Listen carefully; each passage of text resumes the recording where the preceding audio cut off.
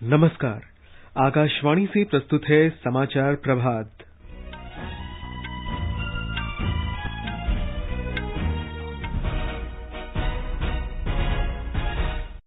प्रधानमंत्री नरेंद्र मोदी ने कहा, सरकार देश में कोविड के टीके की पर्याप्त उपलब्धता सुनिश्चित करने के लिए प्रतिबद्ध। निर्वाचन आयोग ने पश्चिम बंगाल विधानसभा चुनाव के 5वें चरण के लिए केंद्रीय बलों की 853 कंपनियां तैनात की। उत्तर प्रदेश में पंचायत चुनाव के पहले चरण का मतदान जारी। कृषि मंत्रालय ने किसानों की आमदनी बढ़ाने के लिए 6 राज्यों के 100 गांवों में प्रायोगिक परियोजना के लिए माइक्रोसॉफ्ट के साथ समझौता ज्ञापन पर हस्ताक्षर किए। सुरक्षा बलों ने जम्मू कश्मीर में कुपवाड़ा जिले में नियंत्रण रेखा के पास मादक पदार्थों की तस्करी और घुसपैठ की कोशिश नाकाम की। अमेरिका के राष्ट्रपति जो बाइडेन ने 11 सितंबर से पहले अफगानिस्तान से अमेरिकी सैनिकों की वापसी की औपचारिक घोषणा की। हॉकी में ब्यूनस आयर्स में चौथे और अंतिम अभ्यास मैच में भारत ने अर्जेंटीना को 4-2 से हराया। और आईपीएल क्रिकेट में रॉयल चैलेंजर्स बैंगलोर ने सनराइजर्स हैदराबाद को 6 रन से पराजित किया। समाचार प्रभात में देवेंद्र त्रिपाठी के साथ मैं निखिल कुमार। कोविड मरीजों की संख्या फिर से बढ़ रही है। श्रोताओं से अपील है कि कोई भी कोताही न बरतें, सुरक्षा के सभी उपायों का पालन करें और 45 वर्ष से अधिक आयु के सभी लोग निसंकोच टीका लगवाएं। सुरक्षित रहें और 3 आसान उपायों का पालन करें। मास्क पहनें, 2 गज दूरी है जरूरी, सुरक्षित दूरी बनाए रखें, हाथ और मुंह साफ रखें। और अब समाचार विस्तार से।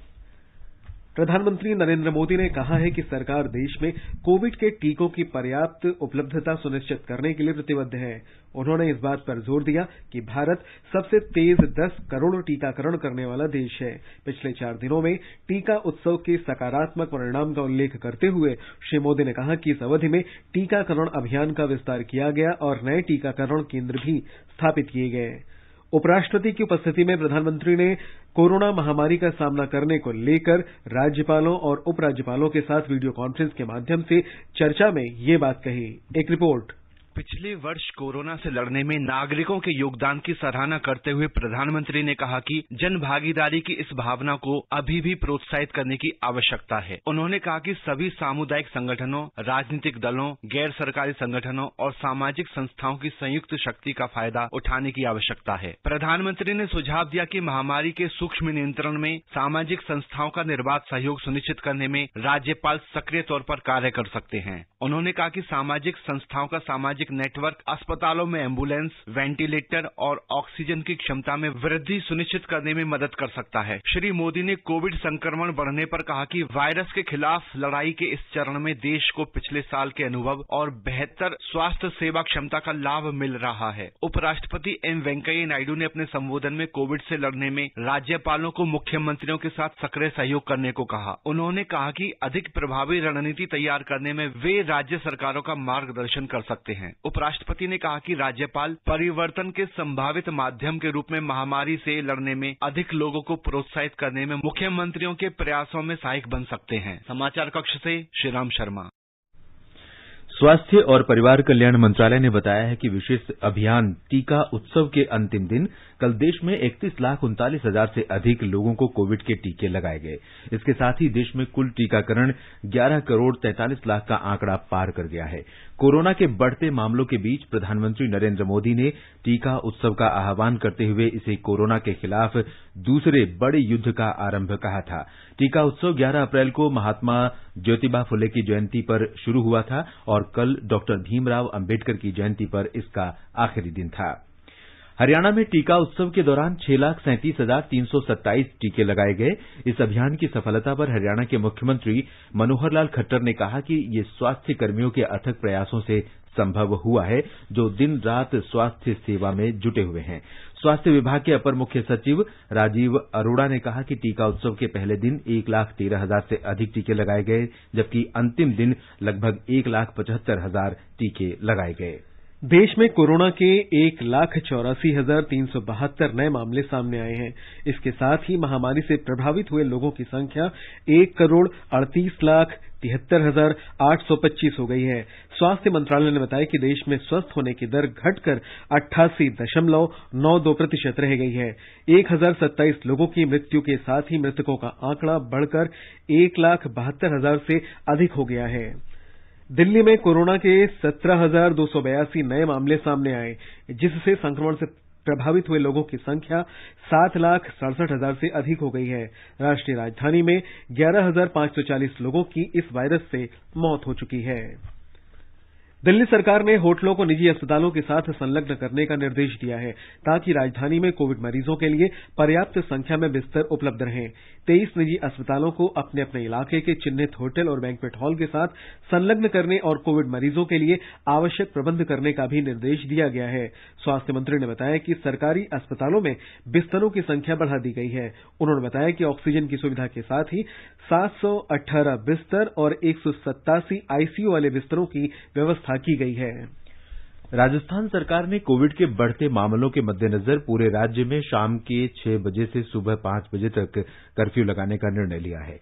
मुख्यमंत्री अशोक गहलोत की अध्यक्षता में कल हुई बैठक में गृह विभाग ने आदेश जारी किए। बाजार और दुकानें शाम 5 बजे तथा सरकारी कार्यालय 4 बजे बंद हो जाएंगे। हमारे संवाददाता ने बताया है कि ये आदेश 30 अप्रैल तक प्रभावी रहेगा। विवाह तथा निजी समारोहों में 50 अतिथियों को शामिल होने की अनुमति होगी। इसके लिए उपखंड मजिस्ट्रेट को पूर्व सूचना देना अनिवार्य होगा। अंतिम संस्कार में 20 से ज्यादा लोग शामिल नहीं हो सकेंगे। 100 से अधिक कार्मिकों वाले कार्यालयों में उपस्थिति 50% रहेगी। शेष कार्मिक घर से काम कर सकेंगे। ग्रामीण व शहरी क्षेत्रों में धार्मिक मेलों, उत्सवों और जुलूस पर रोक रहेगी। इस अवधि में सभी शैक्षणिक व कोचिंग संस्थान तथा लाइब्रेरी बंद रहेंगी। सरकार ने 10वीं तथा 12वीं की बोर्ड परीक्षाएं भी स्थगित कर दी हैं। गंभीर बीमारी से पीड़ित व्यक्तियों, वरिष्ठ जनों, गर्भवती महिलाओं तथा 10 साल से छोटे बच्चों को जरूरी काम से ही घर से बाहर निकलने की अनुमति होगी। जितेंद्र द्विवेदी, आकाशवाणी समाचार, जयपुर। गुजरात में दैनिक आधार पर कोविड संक्रमण के नए मामलों ने 7,000 का आंकड़ा पार कर लिया है। नए मामलों में निरंतर बढ़ोतरी हो रही, जबकि स्वस्थ होने की दर घटकर 87.96% हो गई है। एक रिपोर्ट। गुजरात में कल कोविड-19 संक्रमण के 7,410 नए मामले दर्ज किए गए। सबसे अधिक 2,491 नए मामले अहमदाबाद में सामने आए, जबकि सूरत में 1,424 नए मामले दर्ज किए गए। राज्य में 2,642 मरीज ठीक होने के साथ उन्हें विभिन्न अस्पतालों से छुट्टी दी गई। कल राज्य में 73 मरीजों की मृत्यु हो गई। इसके साथ ही राज्य में कोविड-19 से जान गंवाने वाले मरीजों की कुल संख्या 4,995 तक पहुंच गई है। राज्य में इस वक्त 39,250 सक्रिय मामले हैं, जिनमें से 254 मरीज वेंटिलेटर पर है। इस बीच राज्य में कल 1,66,698 लोगों को कोविड-19 के खिलाफ टीके लगाए गए। इसके साथ ही राज्य में अब तक 97,32,548 लोगों का टीकाकरण पूरा हो चुका है। योगेश पंड्या, आकाशवाणी समाचार, अहमदाबाद। महाराष्ट्र में कोरोना के 58,952 नए रोगी सामने आने से राज्य में कुल मामले बढ़कर 35,78,160 हो गए हैं। राज्य के स्वास्थ्य विभाग के अनुसार 39,624 संक्रमितों को स्वस्थ होने पर छुट्टी दी गई है। इस बीच राज्य में 278 रोगियों की मृत्यु के साथ ही मृतकों का आंकड़ा 58,804 पहुंच गया है। राज्य में संक्रमण से सर्वाधिक ग्रस्त पुणे है, जहां 1,12,000 से अधिक मरीजों का इलाज चल रहा है। महाराष्ट्र में संक्रमण से उबरने की दर 81.21% है, जबकि मृत्यु दर 1.64% है। मध्य प्रदेश में टीका उत्सव के दौरान लगभग 12 लाख लोगों को टीका लगाया गया। राज्य में टीकाकरण के अतिरिक्त केंद्र भी बढ़ाए गए हैं। लोगों को टीका लगाने के लिए प्रेरित भी किया गया है। देश के साथ ही राज्य में टीका उत्सव 11 अप्रैल को महात्मा ज्योतिबा फुले की जयंती से शुरू हुआ और 14 अप्रैल को बाबा साहेब डॉक्टर आम्बेडकर की जयंती तक मनाया गया। टीकाकरण अभियान से जुड़े अपर संचालक संतोष शुक्ला ने बताया कि अभी तक प्रदेश में 66,31,000 से अधिक लोगों का वैक्सीनेशन हो चुका है। इनमें करीब 8,13,000 हेल्थ वर्कर और फ्रंटलाइन वर्कर हैं। उधर राज्य में बढ़ते कोरोना संक्रमण को देखते हुए स्कूल शिक्षा विभाग ने प्रदेश के शासकीय विद्यालयों में 10वीं और 12वीं की बोर्ड परीक्षाएं 1 माह के लिए स्थगित कर दी हैं। अब ये परीक्षाएं जून माह में आयोजित की जाएंगी। राज्य में पिछले 24 घंटों में कोविड-19 से 9,720 लोग संक्रमित हुए हैं। इसके फलस्वरूप कुल संक्रमितों की संख्या 3,63,000 से अधिक हो गई है। मध्य प्रदेश में इस दौरान संक्रमण से 51 लोगों की मृत्यु होने से मरने वालों की कुल संख्या 4,312 हो गई है। संजीव शर्मा, आकाशवाणी समाचार, भोपाल। छत्तीसगढ़ में कोरोना संक्रमण से उत्पन्न स्थिति और इसके रोकथाम के उपायों पर चर्चा के लिए आज एक सर्वदलीय बैठक होगी।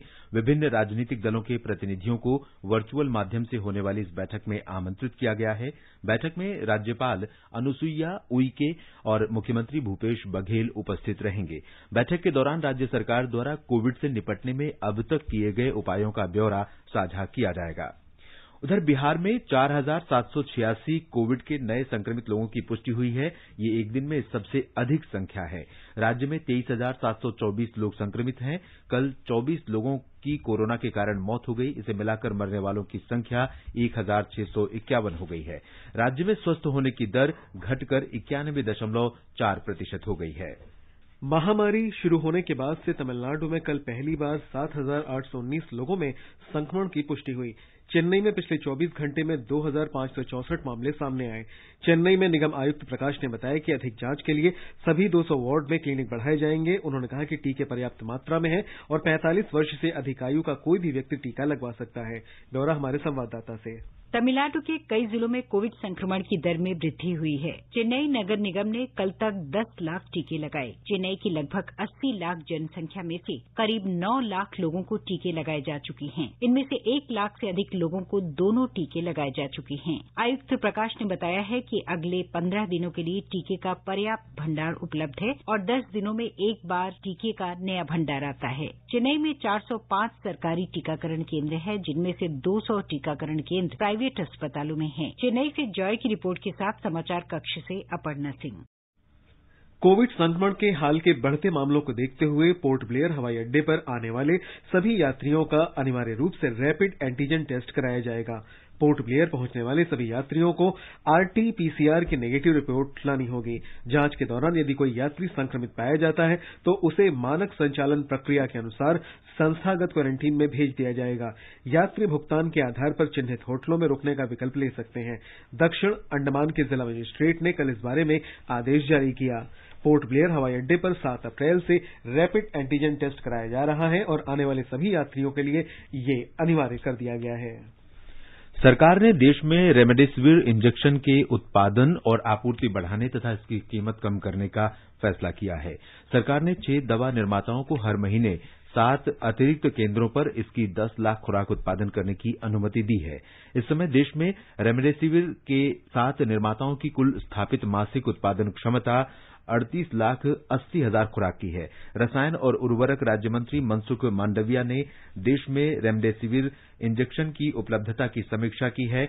मंत्रालय ने बताया कि हर महीने 30 लाख और खुराक का उत्पादन करने की तैयारियां पूरी हो चुकी हैं। इससे मासिक उत्पादन क्षमता बढ़कर 78 लाख खुराक हो जाएगी।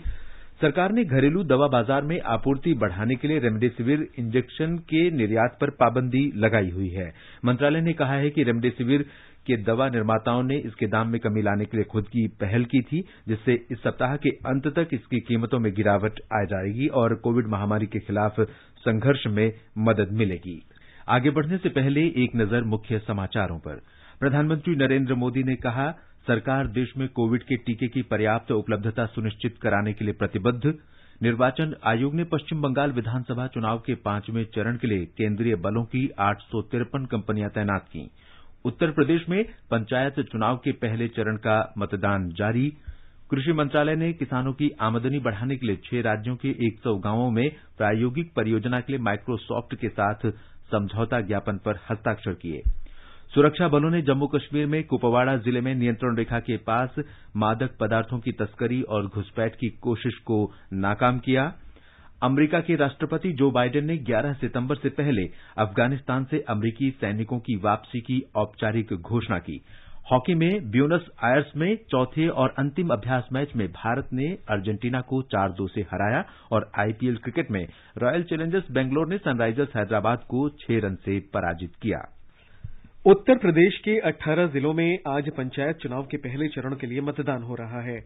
राज्य निर्वाचन आयोग ने कोविड के बढ़ते मामलों के मद्देनजर मतदान के दौरान कोविड प्रोटोकॉल का कड़ाई से अनुपालन करने के निर्देश दिए हैं। हमारे लखनऊ संवाददाता ने बताया है कि पंचायत चुनाव के लिए मतदान सुबह 7 बजे शुरू हुआ और शाम 6 बजे तक होगा। मतदान के दौरान मतदाताओं को मास्क लगाने और सुरक्षित दूरी बनाए रखने पर विशेष ध्यान दिया जा रहा है। उत्तर प्रदेश में पंचायत चुनाव 4 चरणों में कराए जा रहे हैं। दूसरा चरण 19 अप्रैल को, तीसरा 26 अप्रैल को और चौथा 29 अप्रैल को संपन्न होगा। मतगणना 2 मई को होगी। निर्वाचन आयोग ने पश्चिम बंगाल विधानसभा चुनाव के 5वें चरण में केंद्रीय बलों की 853 कंपनियां तैनात करने का निर्णय लिया है। इस चरण में चौथे चरण से अधिक सुरक्षा बल तैनात किए जाएंगे। पिछले चरण में 789 कंपनियां 44 विधानसभा क्षेत्रों में तैनात की गई थीं।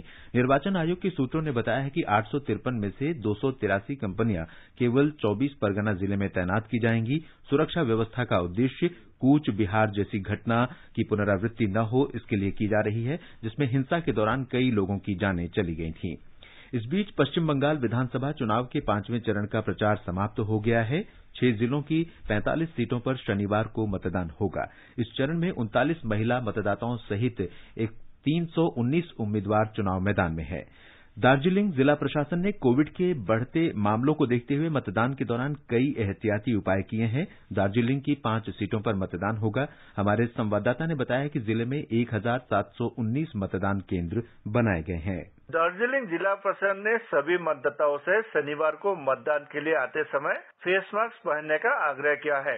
मतदान केंद्र में प्रवेश करने से पहले स्वास्थ्य पर्यवेक्षक सभी मतदाताओं के शरीर के तापमान की भी जांच करेंगे। यदि तापमान 2 बार के लिए निर्धारित मानदंडों से ऊपर है तो मतदाता को एक टोकन दिया जाएगा और मतदान के अंतिम घंटे में मतदान के लिए आने के लिए कहा जाएगा। ऐसे मतदाताओं के लिए एक अलग कतार होंगे। इसके अलावा दार्जिलिंग जिला प्रशासन ने मतदान से पहले और मतदान के बाद मतदान केंद्र को सैनिटाइज करने का भी निर्देश दिया है। मानस प्रतिम शर्मा, आकाशवाणी समाचार, दार्जिलिंग। केंद्रीय कृषि मंत्रालय ने 6 राज्यों के 100 गांवों में प्रायोगिक परियोजना के लिए माइक्रोसॉफ्ट के साथ समझौता ज्ञापन पर हस्ताक्षर किए हैं। इस परियोजना के जरिए चुने गए गांवों में किसानों की बेहतरी के लिए विभिन्न कार्य किए जाएंगे, जिससे उनकी आय में बढ़ोतरी होगी। इससे किसानों के लागत मूल्यों में कमी आएगी और खेती बाड़ी आसान होगी। ये राज्य हैं उत्तर प्रदेश, मध्य प्रदेश, गुजरात, हरियाणा, राजस्थान और आंध्र प्रदेश। फसलों की कटाई के बाद के प्रबंधन और वितरण सहित उन्नत तथा सुव्यवस्थित खेतीबाड़ी के लिए माइक्रोसॉफ्ट किसान इंटरफेस विकसित करेगा। इस अवसर पर केंद्रीय कृषि मंत्री नरेंद्र सिंह तोमर ने कहा कि डिजिटल कृषि के बारे में प्रधानमंत्री नरेंद्र मोदी की परिकल्पना अब आकार लेने लगी है। उन्होंने कहा कि 2014 में प्रधानमंत्री का पद संभालने के बाद से ही श्री मोदी ने किसानों की आय बढ़ाने के लिए कृषि क्षेत्र में आधुनिक तकनीकों के इस्तेमाल पर जोर दिया। उन्होंने कहा कि कृषि अर्थव्यवस्था देश का मजबूत आधार है और कृषि में किसी भी तरह का नुकसान देश के लिए नुकसानदायक है। श्री तोमर ने कहा कि कृषि क्षेत्र ने कोरोना महामारी जैसी प्रतिकूल स्थितियों में भी देश की अर्थव्यवस्था में सकारात्मक योगदान दिया है। जम्मू कश्मीर में सेना, सीमा सुरक्षा बल और पुलिस ने कुपवाड़ा जिले के तंगधार सेक्टर में नशीले पदार्थों की तस्करी और घुसपैठ की कोशिश को नाकाम कर दिया है। इस दौरान 10 किलोग्राम के नशीले पदार्थ भी बरामद किए गए हैं, जिनकी कीमत लगभग 50 करोड़ रुपए होने का अनुमान है। रक्षा प्रवक्ता ने बताया कि मंगलवार की रात नियंत्रण रेखा पर तस्करों को नशीले पदार्थों के साथ देखा गया था। संभवतः पाकिस्तान स्थित आतंकवादियों के साथ इन तस्करों ने सेना और सीमा सुरक्षा बल के जवानों को चुनौती दी। रक्षा प्रवक्ता ने बताया कि दोनों के बीच कुछ देर के लिए गोलीबारी हुई। तलाशी के बाद नशीले पदार्थ बरामद किए गए। हालांकि घुसपैठिए भागने में कामयाब रहे। पुलिस तस्करों और घुसपैठ की कोशिश करने वालों का पता लगाने और उनकी गिरफ्तारी करने के लिए जांच की जा रही है। जम्मू कश्मीर में गवर्नमेंट मेडिकल कॉलेज जम्मू ने मोबाइल फोन नंबर के जरिए ओपीडी बुकिंग की व्यवस्था की है। हमारे संवाददाता ने बताया है कि मरीज सभी कार्य दिवसों पर सुबह 10 बजे से शाम 4 बजे तक बुकिंग करा सकते हैं। ओपीडी सेवाएं सुबह 10 बजे से दिन के 2 बजे तक चालू रहेंगी। स्वास्थ्य विभाग के कर्मचारी मरीजों को चिकित्सक से मुलाकात के लिए समय देंगे। जिन मरीजों को समय दिया जाएगा उन्हें वैध पहचान पत्र के साथ पंजीकरण काउंटर पर सुबह 10 बजे से दोपहर 12 बजे तक आना होगा। कोविड मामलों को देखते हुए 19 अप्रैल से नियमित सर्जरी नहीं होंगी तथा केवल आपात और कैंसर से जुड़ी सर्जरी ही अगले आदेश तक की जाएंगी। आजादी के महोत्सव समारोह के तहत जम्मू के पर्यटन निदेशालय ने कल मानसर झील में नौकायन का आयोजन किया। इस अवसर पर जम्मू के पर्यटन निदेशक डॉक्टर नसीम चौधरी ने युवाओं तथा स्थानीय लोगों से जम्मू के पर्यटक स्थलों को बढ़ावा देने की जिम्मेदारी संभालने और क्षेत्र की समृद्ध संस्कृति, कला तथा साहित्य को सामने लाने में विभाग की मदद करने का आग्रह किया। उन्होंने देश के 75वें स्वतंत्रता दिवस के उपलक्ष्य में 1 साल तक चलने वाले आयोजनों के बारे में जानकारी दी। अमरीकी राष्ट्रपति जो बाइडेन ने 11 सितंबर से पहले अफगानिस्तान से अमरीकी सैनिकों को वापस बुलाने की औपचारिक घोषणा कर दी है। 11 सितंबर को वर्ल्ड ट्रेड सेंटर पर आतंकवादी हमले के 20 वर्ष पूरे हो जाएंगे।